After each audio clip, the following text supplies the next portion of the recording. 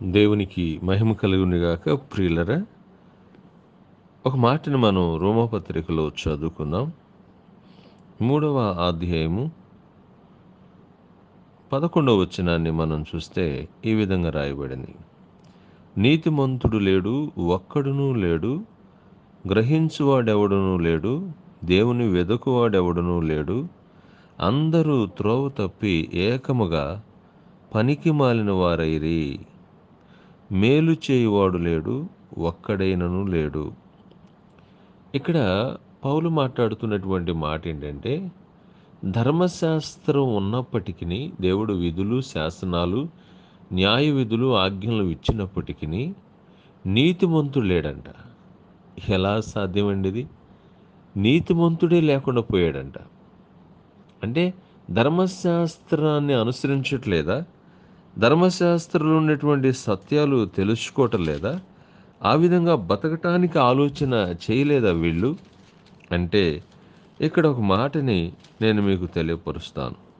2వ అధ్యాయంలో చెప్పినటువంటి మాట ఏంటంటే 13వ వచనంలో, ధర్మశాస్త్రం వినువాడు దేవుని దృష్టికి నీతిమంతుడుగా కారు గాని ధర్మశాస్త్రమును అనుసరించి ప్రవర్తించు వారే నీతిమంతులుగా ఎంచబడదురు.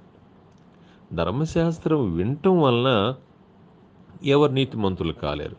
ధర్మశాస్త్రాన్ని అనుసరిస్తే నీతిమంతులు అవుతారు. ఇక్కడ ఏమంటున్నాడంటే పౌలు, నీతిమంతుడు లేడు, ఒక్కడునూ లేడు. అంటే యేసుప్రభు వచ్చేంత వరకు నీతిమంతుడు లేకుండా పోయాడు. నీతిమంతుడు ఉంటేనే రాజ్యాలు నిలబడతాయి. నీతిమంతుడు ఉంటేనే ఇంకా ఈ భూమి ఉండిద్ది. నీతిమంతుడు లేకపోతే క్లోజ్ చేసుకుంటాడు దేవుడు. అందుకే యేసుప్రభు వారు మనుషులను నీతిమంతులుగా చేయటానికి ఈ లోకానికి వచ్చిన మహనీయుడు ఆయన.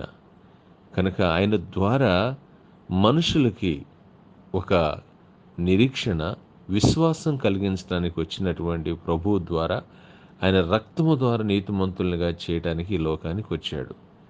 ప్రభు వైపు చూద్దాం. ఆయన వైపు చూస్తూ ఆయన మీద విశ్వాసాన్ని ప్రతిదినం పెంచుకుందాం.